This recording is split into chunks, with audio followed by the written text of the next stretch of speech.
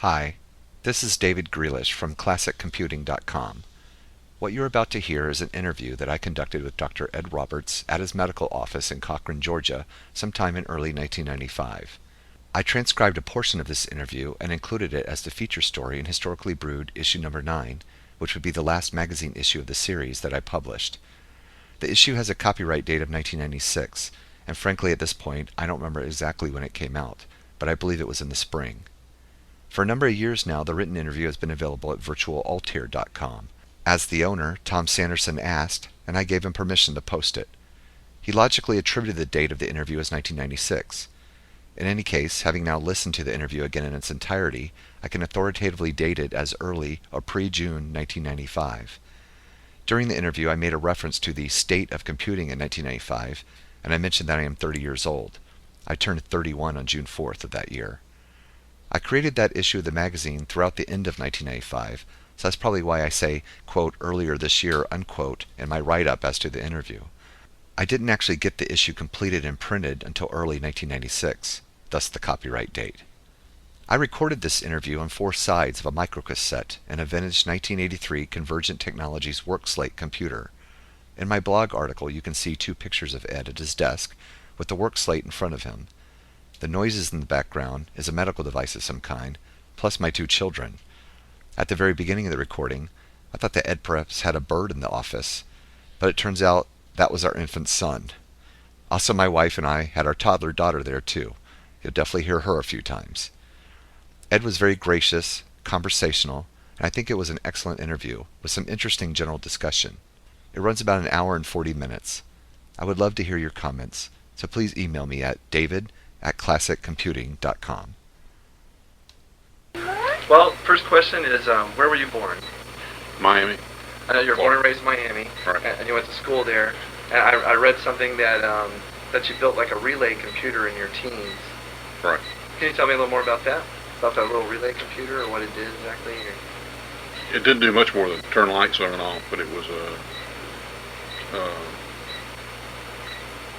relays, are pretty good analog to digital, digital devices, and it's just really kind of my first exposure to digital circuitry or doing any kind of digital design.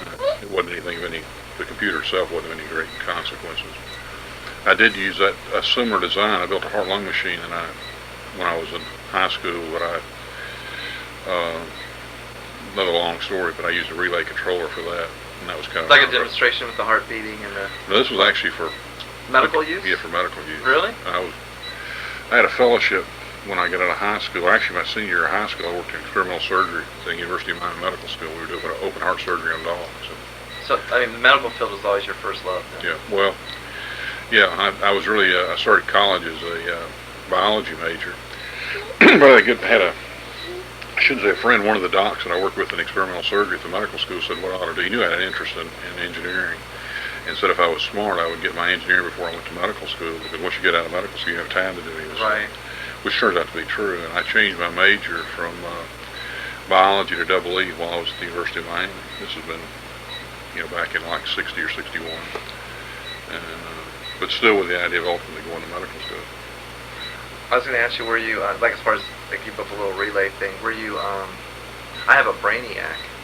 Have you heard of Edmund C. Berkeley and the Geniacs and Brainiacs? They're just like these big wheels that you set up circuits on. Yeah. Were you exposed to any of that as a youngster? I had one of those. As a matter of fact, I bought one when I was a freshman in college and played around with it. Really? And, yeah. I haven't attempted. It's got everything with it. Mine's from 1959, and it's a real nice piece. And I haven't attempted to really put it together or make it work. I know you're in the military, so you were an Air Force officer? I was in the Air Force for 10 years. I was enlisted when I went in and taught electronics. Well, spent 2 years in tech school, electronics tech school, and then taught for about a year and a half, and got accepted into a program called AECP, which is an Officer Education and Airman Education and Commissioning Program. And I was sent to Oklahoma State, got my double E degree from Oklahoma State while I was still in the Air Force, and got commissioned after I finished that, and then spent the last 4 years as a research officer at Kirtland, designing laser weapon. Actually, I designed fire control systems for laser weapons. This was in 68 to 72. But you got out after 10 years, so you didn't see it as a way of, you didn't want to retire or No. get used to that. Now you, Super good experience, but I had no desire to retire. Forrest Mims and two other gentlemen were your partners that started MITS. They were all Air Force. Right. Forrest Mims. Do you know him? Does that name ring a bell at all? Well, just from what I've read, I've never met him. And he's written a huge number of articles and stuff. Yeah. Not on computers, but on. Well, we started a telemetry company. We were all still in the Air Force at the time. That's where the name MITS came from. It stood for Micro Instrumentation Telemetry System. And we built telemetries for model rockets. And we didn't sell very much stuff. We got a lot of experience at developing and direct mail marketing and things like that. But you had that luxury while you're still in the Air Force. Yeah, still had an income, yeah. And actually, before I got out, this would have been in about '70. I got interested in designing a calculator for home use, electronic calculator, because the technology was there at that time. Right. This was using medium scale integrated circuits, and got the design about finished. And a company called I believe it was EAI introduced a set of large scale integrated circuits. It was actually 6 to make a calculator. So by today's standards, it wasn't very sophisticated, but then it was a big step. Sure. Yeah. And so we built a calculator, and it was a cover article in Popular Electronics, which actually came out before I got out of the Air Force. But my other partners decided that wasn't a good idea to get into the calculator business, and they all bailed out before we actually did the calculator design. And Except for Forrest Mims? all of them. Oh, all of them. They all got out. But you pretty much remained more friends with them. Yeah, we're friends, but I bought out their interest, which I think, was like a few $100s, It was just a hobby to them at the Yeah, time. yeah. And they didn't think it was going anywhere, and they certainly didn't think there was going to be a market for a home calculator. We introduced, matter of fact, that is the calculator there. Yeah, if you wouldn't mind, maybe talk about a couple of the different models. That was the very first one called. That was the first one. That was the one that was on the cover. As a matter of fact, that was the cover photograph. Was of that machine. That was a prototype, which actually you can see on the photograph looked a little better. That's been knocked around for 25 years now, so it's looking a little rough. But that basic machine. That one's called the Comp 100. Is that right? Or that Comp was a Comp 816, I think is what we call that. It was 8 bits of display, 16 bits internal. It displayed 8 digits at a time, but it actually carried 16 digits internal, decimal digits. In designing this, how hard was it finding that casing for it and that just I guess it's LED display and. We made the casing. That's an electrophorescent display. And that's a injection molded bezel. We made all that stuff, designed all that stuff, and made it. So I don't know anything about manufacturing. Huh? So I don't know anything about manufacturing. So. Now that was a vacuum form. The ultimate production units were a injection molded case. Did you design? You totally designed it and everything? Designed everything. Yeah. That keyboard is made out of an elastomer polymer for the connections instead of pins, which have become pretty popular recently. But that was the first commercial product that ever used those. And we sold maybe. Oh, those are big old LED like tubes. Yeah, they're really not LEDs. They're electrophorescent glow green. Okay. And, that's neat. Those are probably hard to come by. About how many of those were sold? I think including kits and assemble, probably of the basic machine about 5,000. There's got to be some of those floating around somewhere. Yeah, there's a few of them around. Assemble one day, I hope. Then there's, if you see the production version, there's 10, and they look a lot more professional. Like the keyboard looks like a conventional keyboard, bigger keys and all that. Was it real common that I'm sorry. Like as far as they used a prototype for the cover, and I know they were going to use the prototype, the Altair, for the cover as well. How many other covers did you have that had your products on them? I don't expect it to be exact necessarily. But, I mean, quite a few then. We probably had several, 3 or 4 over a period of time. Was it generally done that way, where they took a picture of the prototype for the cover? Yeah. And then just depending upon the response, I guess, how much you popped up production or. Well, what they were doing, of course, was for those cover articles, they were kits, and we had to, to get them on the cover, we had to provide the stuff, the schematic to build a kit. And actually, in the case of the Altair, it's kind of skipping ahead, the production version of the Altair had no resemblance at all to the kit. Right, that's what I've read. The front panel looked the same. But even in the pictures in the issue, the guts of it is very different, right? Yeah. It's a whole entirely different machine. And that was not because we were trying to trick anybody. We just made a whole new design. Well, because you lost your prototype, right? And the train. The design, in REA. REA was kind of the UPS in 1970. That would have been 74, I guess. Yeah. And they went bankrupt about the same time we loaded the thing on there. Yeah, did you know that, Torm? The first one's lost. It's got to be somewhere, I bet. I think it may have ultimately showed up 7 or 8 months later or something after they came out. Yeah, that's one question I was going to ask you. Have you ever heard anything? I don't think we ever got it back. I think Popular Electronics ultimately got it. But we had done enough articles then that we had some credibility. The prototype they had worked. I mean, it was a functioning machine, and it did use the other kind of technology. It was before I did the bus design.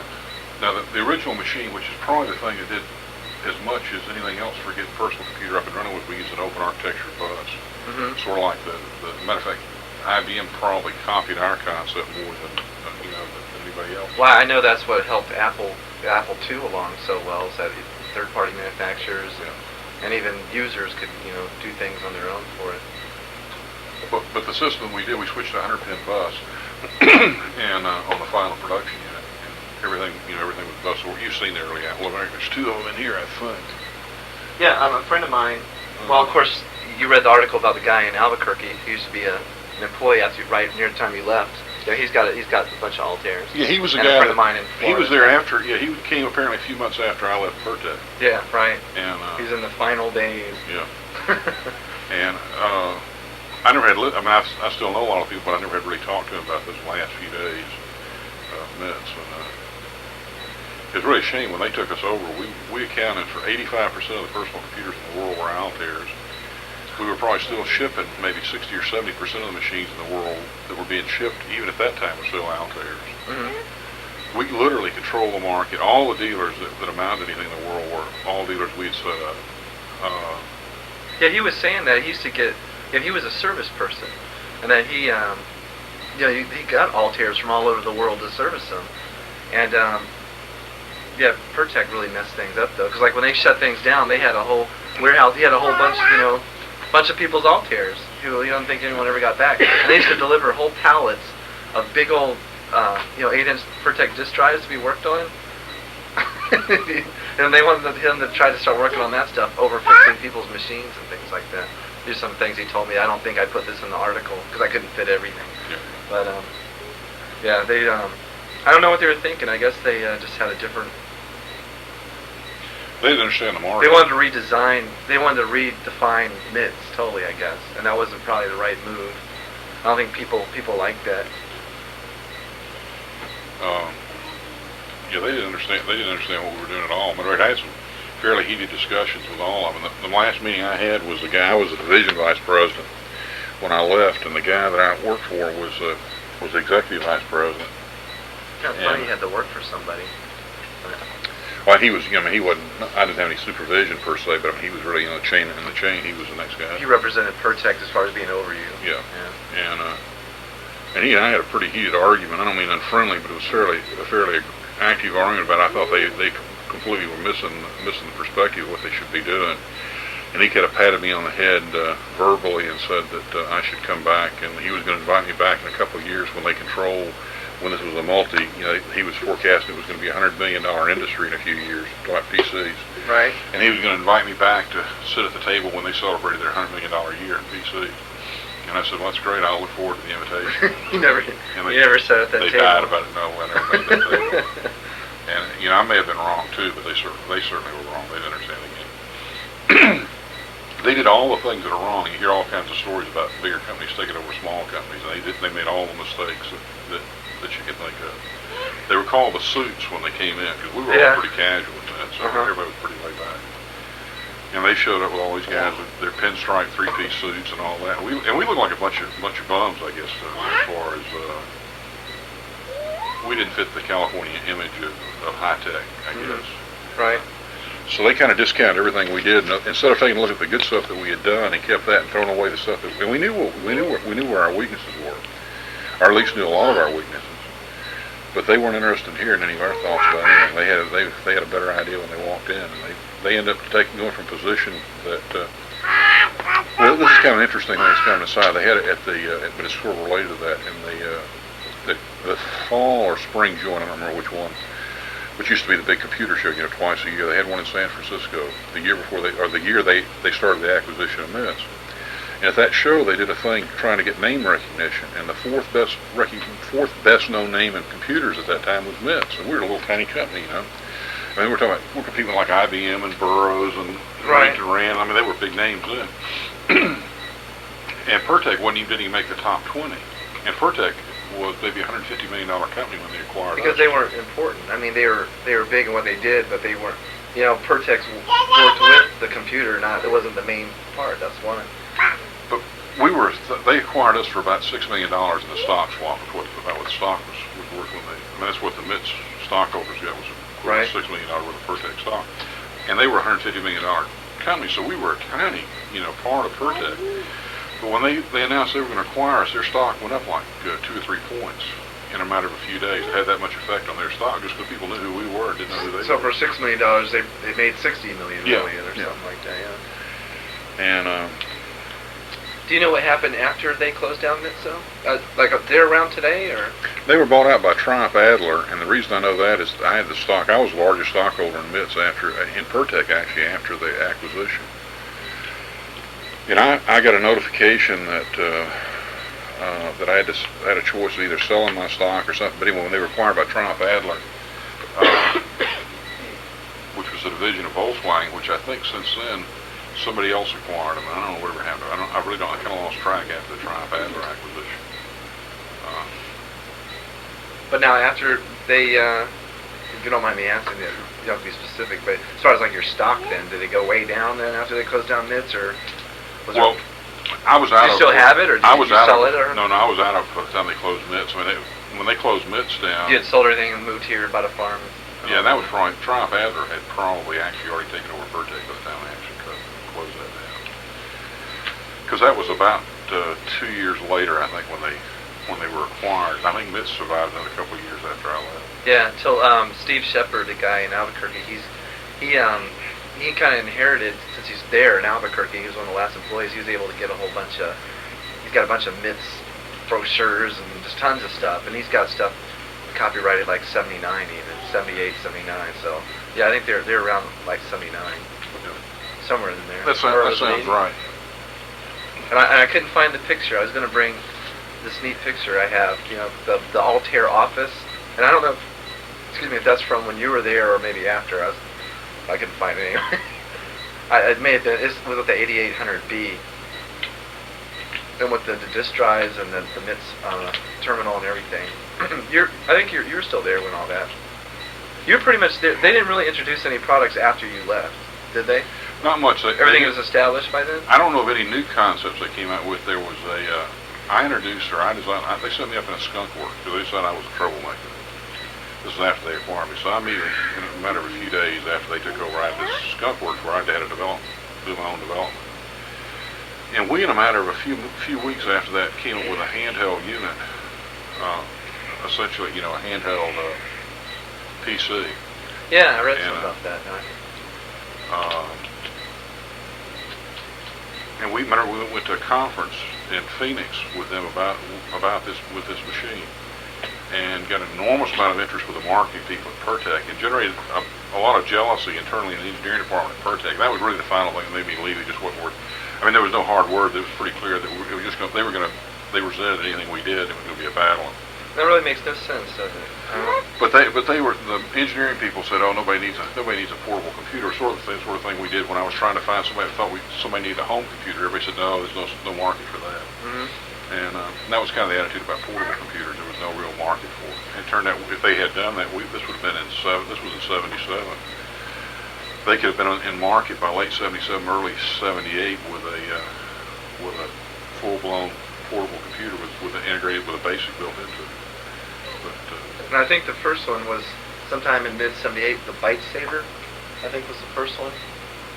Looks kind of like an Osborne or something, big, luggable.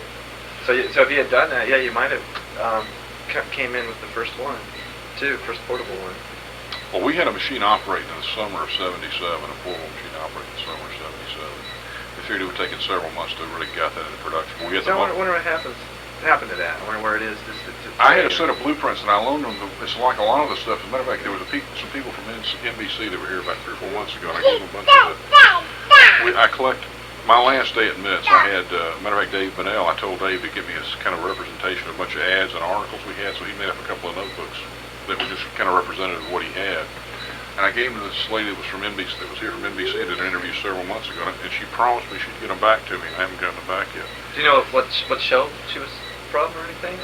Tom Brokaw was going to be doing the interview supposedly. I mean, Really? It was one of these deals. They interviewed me, but apparently they replaced her voice with his, which I guess is pretty standard, I think, that kind of stuff.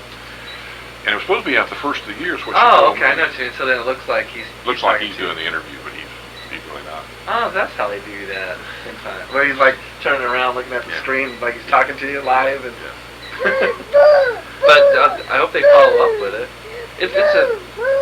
I just can't believe that. I'm really shocked that Pop Electronics did not at least acknowledge you and the Altair. I mean, it's their own anniversary. They should be proud of the fact. 20 years ago they launched the personal. Well, it's a new magazine. The new Popular Electronics is a different magazine. Popular Electronics was bankrupt, and then they were. But I mean, it's still even Yeah. for regular people, as far as we know, it's Popular Electronics. So it should still be something they're proud of.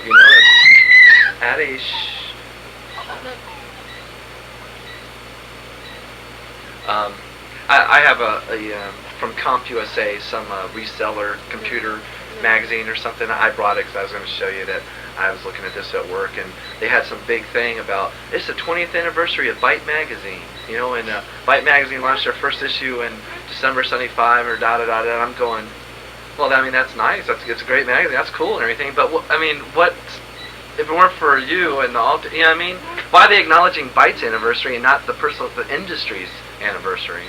It's kind of. And that was a magazine we built at MITS, and this has been about 3 or 4 years ago. They were, I guess maybe 5 years. They were doing their 15-year anniversary. How long ago would that have been? Maybe 5 years ago. It's been since I've been in Cochrane though, and they called me up one day, and this guy said he wanted a phone interview, and they were having an anniversary, and I said okay. I said, when do you want to do it? And he told me whenever it was, and I said that'd be fine. And I said, what do you want to know? And he said, didn't you have something to do with computers sometime in the back? I said, yeah. I said, let me give you a call back. And I just let it go. I didn't return the calls after that. It was clear they didn't have a clue. Their magazines, if you take a look at anything, all they had to do was look at their old Bytes. And they could see see where it came from. They're even claiming credit for the term personal computer, which is a phrase that I made up. But I noticed they were claiming credit, and they got some sort of dictionary that said they're the ones that originated that phrase. I'm trying to think what I have read. I'm only 30 years old, so everything I know about computer history I've read. I got to take other people's words for it. That's why it's nice to be talking to you. I get the real scoop here. What have I read that personal computer? I do have the Byte book, which it's a good book. I mean, it's the best Byte, with all their old issue stuff. For me, it's real good as far as how accurate everything is. I can't remember where I read. I have a real interesting article out in the car that I want to show you, and it's an article about this guy who invented the personal computer back in '72. Oh, really? Yeah, I can't remember I'll show it to you. You can tell me what you think about it. But I guess a lot of people could say you could say the guy invented the Mark 8. He invented the personal computer. You launched the first commercially successful personal computer. To be totally accurate about it, I guess that's where credit is due. You may not have necessarily been the absolute first person to create a personal-sized computer, but one that was commercially successful, that's what counts. Yeah, if you want to talk about everybody's put some logic in a box, then you can pick any time you want to about that. Matter of fact, one of the very first ones, as far as I'm concerned, in my model of Contenders for that would be an HP 9100, which was a desktop unit. It was a calculator, but it was a programmable calculator that was introduced in '68, which was a real interesting machine. It had a printer that went with it, a plotter that went with a little tiny CRT. Programmable, 200 lines of program and all that, but it was basically a desktop computer. It wasn't a personal computer from the standpoint of cost. Our definition of personal computer, when the phrase was originally coined, what we were trying to describe. And that's, we talked about calling it the home computer. A lot of those terms have been used since then, but we didn't like the term home computer. We didn't like the term small computer, or we talked about, the person. I can't think. We had a whole bunch of different names, but all of them connoted something different than what we wanted to connote. We wanted to connote a machine that was Single user. Single user, but something you could have yourself, but at the same time not some sort of degenerate toy kind of thing. And that was why That's the reason we came up with that phrase, personal computer. To be a personal computer, you had to be able to afford it. You could buy a PDP-8 pretty cheap by that time. Yeah, some people consider it the first personal in the sense that the size, but not necessarily. No one could afford $10,000 in gym. Well, they actually had some versions of PDP-8 that had come down quite a bit, but still, you had cost. Cost was an issue, and all the peripherals to make it play were expensive, and it was never really designed for an amateur user. It was a professional machine. But it needed to be low cost. It needed to be pretty much self-contained. It needed to be understandable by the user in terms of how it worked in general, and that which is a requirement, not so much now, but it was then. And none of the machines need any machine you want to pick has got big holes in it. It had to be a real computer too. It didn't have to be some sort of toy that demonstrated something. There was a machine that they had a deal they invited me up to speak at the Boston Computer Museum, and I didn't know if I'd known what was going on, I wouldn't have been up there. They awarded some guy an award for coming up with a computer. And what he did was generate a set of serial logic. This one in 71 and 72, and they sold like 20 of them that demonstrated computer concept. It was not a computer, but he didn't even claim it was a computer, but somehow they decided this was the world's earliest computer, personal computer. It was stupid. It was absolutely nonsense. And there was a machine that used the 8008. I think that may have been the Mark 8 you're talking about. It was 8008. And no matter how you cut it, that 8008 processor you couldn't make a general purpose computer out of it. It was limited to, I think, 8,000 bytes of memory. You couldn't do anything with that little bit of memory. That was really intended. It was built originally to be a controller, and it was, I think the article, if I'm not mistaken, was basically the idea of that being a controller, not a home computer or a personal computer. But the first, and the thing I've always said in the past, and everybody debates that, is before the Altair there was not a personal computer, and after the Altair there was one. You call them whatever, you can say whatever you want to say about that, but the fact is. Let me ask you then about two computers that seemed to, I guess the only two really significant ones prior to the Altair is the Mark 8 and the Selby. I think the Selby was prior to Altair, wasn't it? One model or something? Or just what do you know about them? Have you ever seen one? Or the only Selbys I ever heard of, I don't think I've ever seen one. The only Selbys I ever heard of was after the Altair, and I think that was an 8008 machine too, if I'm not mistaken, the early one. I think so, yeah. And they did have an 8080 one, definitely after the Altair, but I'm not sure. I think it was an 8008, and the best of my knowledge, it was never really a full-up system that you could actually do something with. Kind of strange looking thing. It's only got like a little LCD, or not LCD, I guess LED little window or something. I mean, I've only seen pictures, of course. So. But that was one I didn't know anything at all about. A contemporary of that is one that was introduced within months after we came out with the Altair. That got a lot of splash. As a matter of fact, if you look at some early issues of Bytes, you'll see it mentioned. Is the Sphere machine that used the 6800 Motorola processor. And they followed our van. We kind of got personal computers going around the country. We had this van that went around. We advertised these shows. And we didn't think we'd have 5 or 6 people showed up, but would show up. But the first place we went was Amarillo, leaving Albuquerque, coming east. And we had a whole hotel full of folks that showed up for that meeting. Then when we got to Dallas, it went crazy. It was insane there in Dallas. And so you had these other people following you around?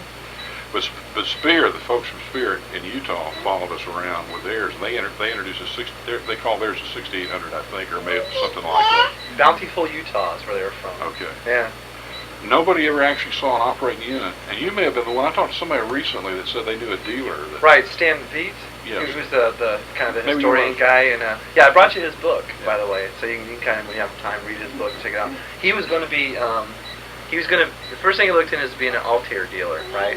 And at the time, I think he had a policy that if you're going to be an Altair dealer, that's all you can sell, and exclusive Altair. And he didn't like that, so he didn't go with you. And so then Sphere was the first contract he got, and that was the first computer he got. And then he went with MSI and a few other people. But he got one Sphere, and it never worked right. it was his demo, and he never sold it. It just sat there. Actually, he did get it to run some funny little demo or something just to catch people's eye, and that's all it ever did. Never sold any, and then that's all I know about it. He said also, I believe in his book, or maybe when I talked to him, he has said he doesn't think they ever made any. But I'm sure they might have. That nobody ever saw a production version of that machine. Yeah. But that would have been the only machine that I know of that at that time that we considered any kind of competitor, and this was not based on the fact that we saw a machine. But I was going by the ads that were appearing and all that. That's why some of this other stuff kind of came out of the woodwork afterwards, like the Mark 8 and the Selby. The Mark 8's the only one I've ever heard mentioned in recent times. Yeah, did you ever see one? Do you ever know anyone who actually built one? Never actually. We're talking about, at least, now they may have later on after the Altair came out. But I'll bet the original Mark 8 you're talking about. But now also in their article, the radio, that company, you sold the Altair, so this is the Altair, you order it from us and we'll send you all the parts, right? Yep. In the case of the Mark 8, you couldn't do that. You had to go get all the parts for yourself, right? I think that's why, I believe so, and that's why it's, it's a different thing than what MITS was doing. Well, majority of Altairs, contrary to again, to a lot of the stuff, the vast majority of Altairs were sold as assembled units. In that original article, you could even buy them as an assembled machine. I'm not saying the vast majority, probably 90% of them were assembled, not kits. Tell me right now. There you go. Okay.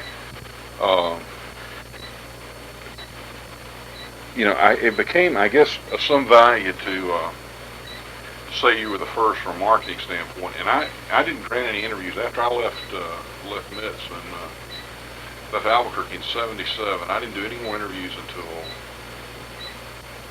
I think like '84.